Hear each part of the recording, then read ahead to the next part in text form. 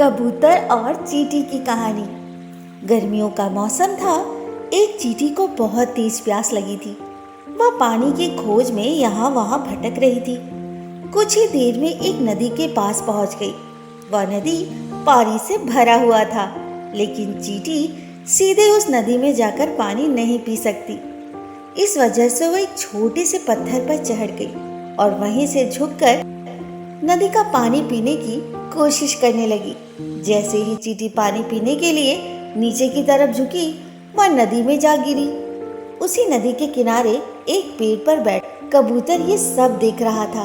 उसे चींटी की हालत पर बहुत दया आ गई और उस कबूतर ने चींटी को बचाने की योजना बनाई। उसने जल्दी से पेड़ की डाली से एक पत्ता तोड़कर नदी के पानी में बह रही चींटी के पास फेंक दिया। चींटी उस पत्ते पर चढ़कर बैठ गई और जब वह पत्ता नदी के किनारे पहुंचा तो वह पत्ते से कूदकर जमीन पर आ गई। चींटी ने अपनी जान बचाने के लिए कबूतर को बहुत धन्यवाद दिया और वहां से चल गई। कुछ दिनों बाद उसी नदी के किनारे एक शिकारी आया। उसने कबूतर के घोंसले के पास अपना जाल बिछा दिया। जाल पर दाने फैलाकर वह पास के एक झाड़ी में छिपकर बैठ गया। कबूतर शिकारी और उसकी जाल को नहीं देख सका। उसने जमीन पर जब दाना देखा तो वह उसे चुगने के लिए नीचे उतर गया और शिकारी के जाल में फंस गया। उसी तरह उसी समय चींटी भी वहां आ गई। उसने कबूतर को शिकारी के जाल में फंसा हुआ देखा। बेचारा कबूतर लाख प्रयास करने के बाद भी शिकारी की जाल से नहीं निकल पाया।